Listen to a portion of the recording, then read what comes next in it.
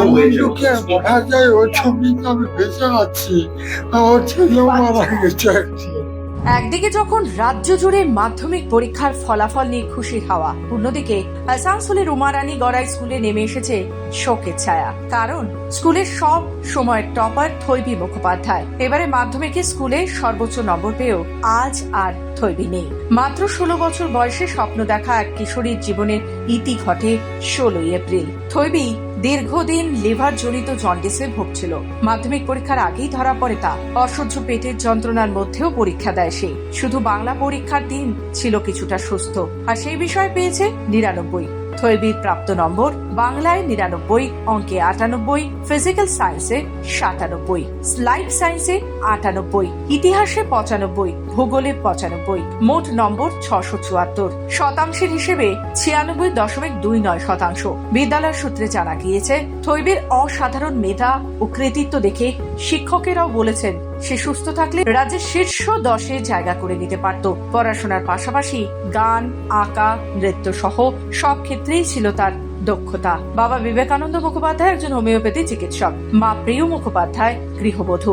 মেয়ের চিকিৎসার জন্য পরিবার ছুটে গিয়েছিল চেন্নাই, ভেলোর পর্যন্ত। লিভার ট্রান্সপ্লান্টের প্রয়োজনও ছিল প্রায় 1 কোটি টাকা। শহরবাসী, স্কুল, সোশ্যাল মিডিয়ার মাধ্যমে উঠে আসে সাহায্যের হাত। তবুও বাঁচানো যায়নি থৈবীকে। মাধ্যমিকের ফলাফল প্রকাশের পর দিনটিকে আর সহ্য করতে না পেরে থৈবীর বাবা মা কিছুদিনের জন্য ঘর ছেড়েছেন। বৃদ্ধ দাদু ঠাকুমা কান্নায় ভেঙে পড়েছেন নাতনির ছবি বুকে জড়িয়ে। গোটা এলাকায় নেমে এসেছে শোকের ছায়া। একটি উজ্জ্বল ভবিষ্যতের সম্ভাবনা ছিল থৈবীর। একটি স্বপ্নের অপমৃত্যু ঘটল। এভাবেই থেমে গেল থৈবী মুখোপাধ্যায়ের পথ চলা। আনন্দকে বলা যায় ওই ছবিতে আমি বেঁচে আছি। আমার ছেলেও মারা গেছে একটি। যে ছোট ছেলে ছিল সেও ক্যান্সারে ভেতরে মারা যায়। তারপরে তাকে বাঁচাতে পারেনি। এখন আমি নিঃস্ব। ঘরে বেঁচে থাকতে তো কিছুতে বলার নাই। এত আনন্দ করা যাচ্ছে, এমনি দুঃখ পেলাম। আনন্দ চেয়ে দুঃখটা বেশি পেলাম। আজ পাস চলছে, বাইরে সবাই বলছে যে ফার্স্ট সেকেন্ড হবে, ফার্স্ট সেকেন্ড। আমরা বিশ্বাস করতাম না, আমরা অতটা আশা করেন না। যখন রেজাল্ট হবে, হ্যাঁ কিছু হবে, 1 থেকে 5-এর মধ্যে 10-এর মধ্যে হতে পারে, কিন্তু এত আশা করিনি আমরা যে ফার্স্ট হয়ে যাবে। কতটা আনন্দ হতো বেঁচে থাকতে। এত আনন্দ রাখার জায়গা নেই তখন। এত আনন্দ হচ্ছে, ও নিজেই জানতে পারলো না এত আনন্দ। আজকে সকাল থেকে টিভিটা বসে থাকতে যে রেজাল্ট বেরোবে, রেজাল্ট। বাবা মা তো জানেন বেশি ভালো নম্বর পাবে, ফার্স্ট হবে আশাটা করতে পারেনি। বলতেই তো খুব খারাপ লাগছে। থৈবী আমাদের কাছে খুব প্রিয় ছিল, স্নেহের ছিল।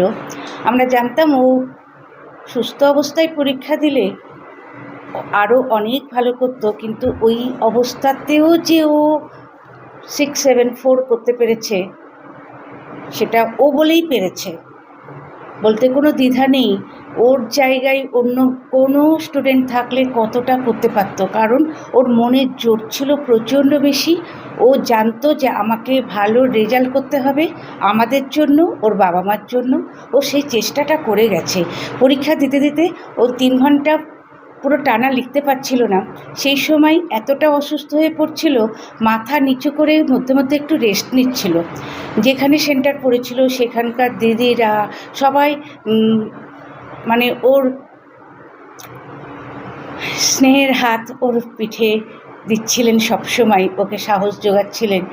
কিন্তু তার থেকেও বড় কথা, 16ই এপ্রিল ও আমাদের ছেড়ে চলে গেছে।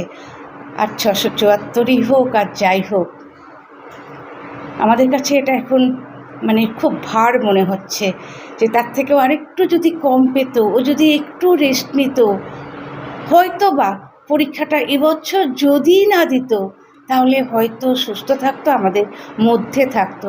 আমি প্রার্থনা করি ও যেখানেই যাক না কেন ভালো থাকুক, শান্তিতে থাকুক। আসানসোল থেকে রাহুল পাসওয়ানের রিপোর্ট, খবর বাংলা।